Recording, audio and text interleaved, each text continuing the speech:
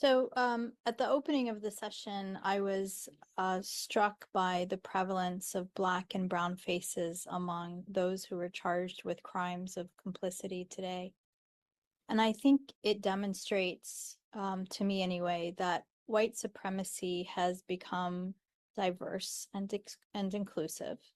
And in other words, white supremacy is now multiracial. So, and for me, I think this underscores the problem with what we call identity politics, this belief that anyone who shares one's race or ethnicity is necessarily going to share their values in politics. And I think it's really incumbent on all of us to approach our revolutionary work from the standpoint of class analyses. It's incumbent on us to conduct our work with an internationalist perspective that never stops connecting the dots between global struggles, because it's all connected. And whether it's indigenous rights, police brutality, Palestine, Congo, Sudan, we can only be free when we're free together. And this is one of the lessons that Malcolm X and SNCC and the Panthers left for us. Just because someone is Arab, I don't assume that they're in solidarity with Palestine. That has been demonstrated. Gaza has pulled off all the masks. I don't assume that everyone who is Black and understands oppression is going to be anti-genocide. My point is that as these university administrators demonstrate, our people aren't always the ones who look like us. I want to thank everyone who testified today. It was hard to listen to some of these accounts, even though there was nothing new to those of us who've been following closely the daily details of this Holocaust. I saw extraordinary suffering when I was in Gaza. I'm going to tell you about one image that haunts me more than anything else to this day. I think there's not been a single night when I have not thought about this little boy. He was probably about 10, 9, slight. He came in with both of his hands dangling, barely attached, and part of his face was blown off as well. He had apparently soldiers were leaving booby-trapped cans of food, and hungry kids were picking them up. And this was in the beginning. I think they learned the word got out and that they stopped opening those cans. But this boy, this had happened to him, and he could have been saved if the hospital wasn't so depleted, if they had antibiotics, if they had adequate equipment or care, but they didn't. They amputated both of his hands. They did their best with his face, and in the end, he died a slow and agonizing death. But when he was going into the hospital before they took him into the operating room, I looked at this little boy and our eyes locked, and I think and in a lot of ways I feel like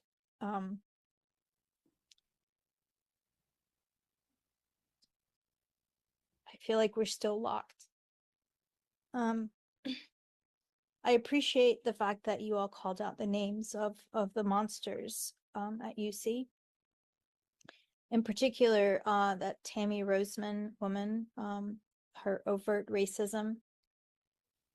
I want to point out that although she's screaming anti-Semitism, Palestinians are actually the Semites in this equation, not European or American Zionists. They stole that too. And this kind of incitement to violence against Palestinians and Muslims is disgusting.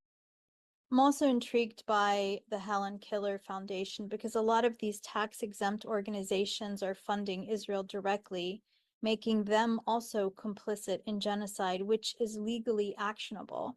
if there are any lawfare groups out there, I think it's important. That's an important battlefront for us. Canadians are taking this route currently with measurable success. For example, they recently got the tax-exempt status of JNS, the Jewish National Fund, revoked, and the appeal of the JNS was also rejected. So there's no reason why we can't do the same here. Billionaires like Kellen Diller or Killer Diller, whatever, often set up these charitable foundations in order to avoid paying taxes. And then they turn around and use the tax-exempt money to fund either their criminal ideologies or fund organizations that feed money back to their companies. Then they get on these medical boards and all manner of cultural institutions to further control various aspects of society, and thereby becoming the gatekeepers of public imagination and public discourse, even on the boards of these schools. Because the people who end up getting funding are those who promulgate their own ideologies. The people who end up getting hired as university presidents are ones that comport with their ideologies. And it's a way to globalize the harm that they do. And even if these billionaires don't all know each other, they share a class consciousness and they act in concert for their shared interests. And I think we can do that too. We absolutely can act with a class consciousness, but we first have to shed these various ways that they use to divide us, whether it's race or ethnicity or gender or sexuality. And I know it feels like so much is stacked against us because our enemies have so much money and so much influence, and they have the police under their control and all manner of death and harm technology.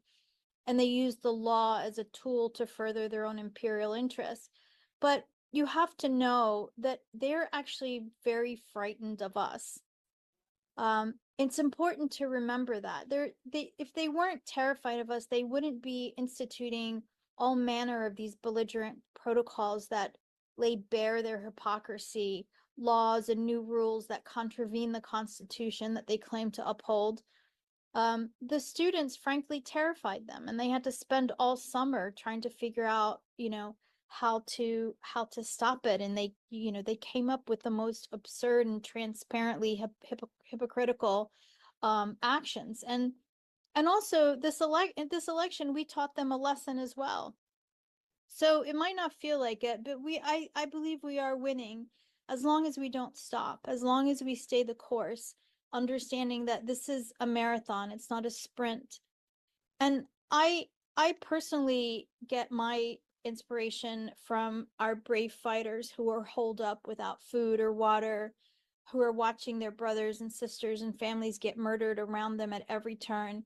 And they continue to fight, knowing that every time they go out to engage with the invaders and colonizers could be their last moment on Earth. But they go out time and time again, refusing to give up. And in the face of that, who are we to give up? I draw strength from their fortitude, and I hope you will too. I hope you will always be inspired by them. I believe that Palestine will be free someday.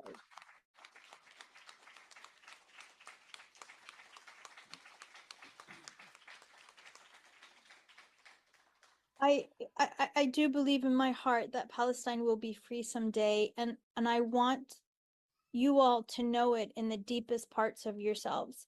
And I ask you to imagine it. Imagine a free Palestine. Imagine returning home, taking a train from Jerusalem to Beirut, to Damascus, to Amman, and so on. And I believe we must imagine the freedom that we deserve and that we want. These people whom we charge today and whom I find guilty and complicit are ultimately history's debris. They believe that they are important in this life, but they have betrayed humanity and they have sacrificed our common morality for personal convenience or to boost their careers. In the end, they become empty vessels, soulless and ultimately insignificant. They will not be part of the future that we're going to create together. This system that we're living in is not inevitable. It is not unchangeable, and we have not reached the end of history. Gaza, as I said, has exposed the whole world and all the masks are off.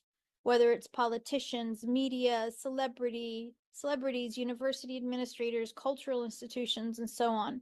The outcome of this moment is going to determine the fate of humanity for generations to come, and I do not believe that's an exaggeration. Because if we let them get away with genocide, that will become the new world normal. And we have the power to hold them accountable. We have the power to isolate them.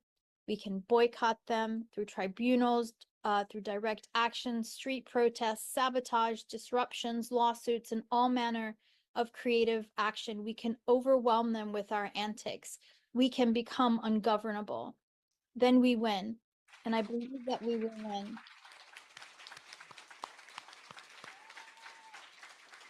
Let me just close with, we can restore this country as well to her indigenous origins, to alter school curricula, to begin the history of this land long before that genocidal rapist Columbus arrived on these shores. And we can restore Palestine to her indigenous origins also, millennia of fabled stories that are embedded in our DNA and in our heritage. Free Palestine.